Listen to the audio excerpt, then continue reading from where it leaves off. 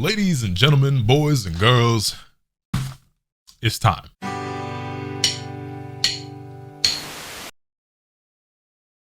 What's good, ladies and gentlemen? Welcome back to the channel. I'm LotusAsakura, the one who knows best, and in today's video, bringing you a quick little unboxing for the Tekken 8 Premium Collector's Edition. You already know what time it is. You already know what day it is. Today is January 26, 2024, which is actually the 6th-year anniversary of Dragon Ball FighterZ, but we're not here to talk about that. Today, we're here to talk about another fighting game that has been a lifelong love of mine, known as Tekken.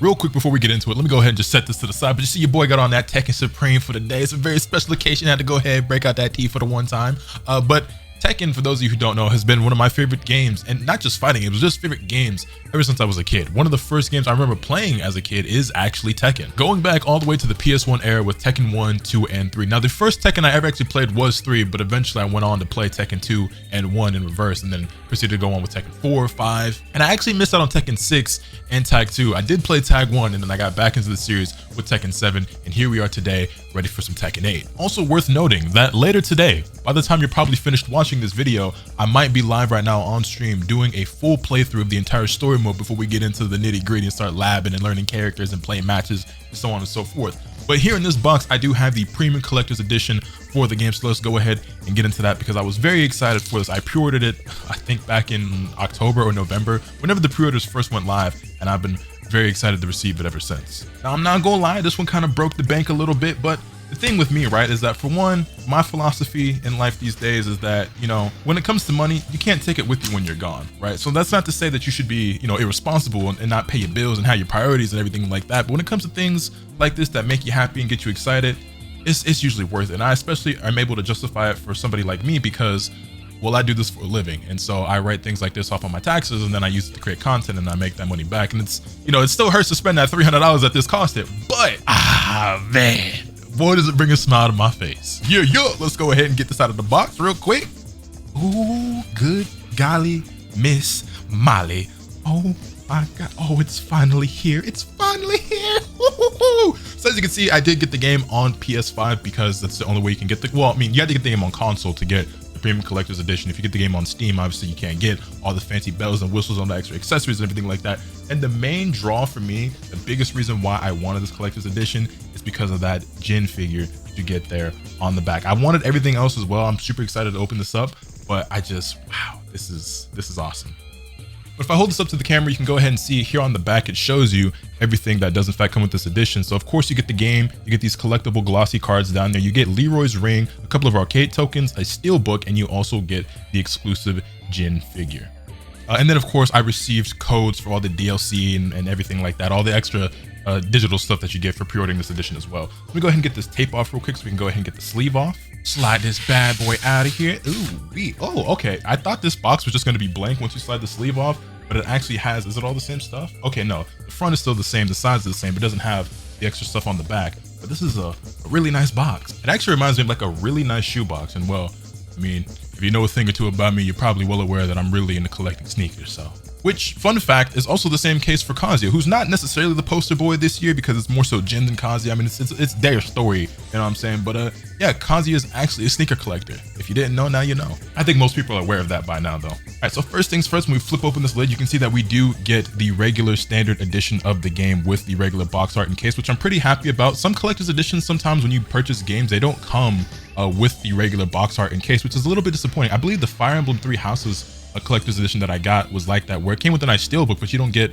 the regular art. And just me being the collector that I am, I'm just somebody who likes to have the original edition or version of the game as well. And so sometimes when I get a game digitally for free, whether that's from Bandai or Koei Tecmo or whoever, or if I get a collector's edition that doesn't come with this, later down the line when things are like much cheaper, I usually go ahead and buy it. But I'm glad that I don't have to do that this time around. That being said, what would have also been very nice to include with something like this is if you also got a digital copy of the game. But I understand that that's essentially you getting 2 copies, but more so just because, like, you know, today's the 26th, but it's already been, people been playing for damn near 24 hours now as of the recording of this video, because, you know, it unlocked on Steam yesterday and it unlocked on console yesterday for some people, but I had to wait till today for my copy to get here, and I still ain't been able to play it, but I'm really excited to pop this baby into the PlayStation and go ahead and get it popping. But there you have it, Tekken 8 in all of its beautiful glory. Let me go ahead and actually rip this plastic off for you guys so I can get rid of that glare and give you guys a better look at it. Let me go ahead and set this down for a moment. But man, this makes me feel like a kid again, man. Do y'all remember back in the day going to GameStop, picking up a brand new game, ripping the plastic off, and just getting like that new game smell? I don't know how many people still go to GameStop these days. I still do on occasion, but it's actually been a while at this point. Actually, maybe it's been a couple of years now that I think about it. But I don't know if y'all are weird like me, but it's something about that new game smell, that new case smell. It's just plastic. Like, it's just the smell of plastic. But it is what it is, man. I'm also one of those guys who like sniffs their sneakers when they get a brand new pair of shoes. But yeah, no manual art or anything like that in here. But the disc is very pretty, you know what I'm saying? I really like the art, and it's funny because when we first got this key art for the game, everybody was like, oh, I hope that's the cover, and then they actually did make it the cover. So I'm very happy about that, and I'm sure that a lot of you guys are as well. And then moving on to the back, you can see we have Fist Meets Fate, 32 new playable characters, and aggressive new gameplay. And when they say aggressive, they do in fact mean aggressive, because the heat mechanic in this game, yeah, aggressive is definitely the right word for that. Let's go ahead and set this to the side for the moment. Actually, I should probably go ahead and pop that into the PlayStation now so it can install and be ready for when I'm ready to play. Picking this bad boy back up, it looks like here we have a card that has the codes for my digital content on the back. Let me be careful not to show that to the camera, but here's the front of it as well, just again with that key art on it. And then here at the top, we have the steelbook, which is so sick. Let me go ahead and set this back down and give you guys a good look at the steelbook. So yeah, here on one side, we have Kazuya, and then on the other side, we of course have Jin, who is a character that I'm actually pretty interested in playing this time around. Jin has always been a character that I thought was really, really cool and I really, really liked. When I got older and I got more into Tekken and fighting games, I realized how hard of a character Jin is, but they actually simplified him a decent amount in Tekken 8. He seems easier than before, which is like a good or a bad thing depending on who you are. It's probably because, like, you know, Jin's like the poster boy this year and like the hero, and they kind of wanted to simplify him, I guess, a little bit. And Tekken 8 in general is probably easier in some aspects than previous Tekken games, harder in others, but and again, that may not necessarily be true because Kazuya was the poster boy last year, and it's not like they made him super easy. So I don't know. Maybe that theory doesn't really make a lot of sense. But regardless, the steelbook here looks very, very cool. I like collecting steelbooks, even though they only ever really sit on the shelf. I just think they're just like a nice collector's item,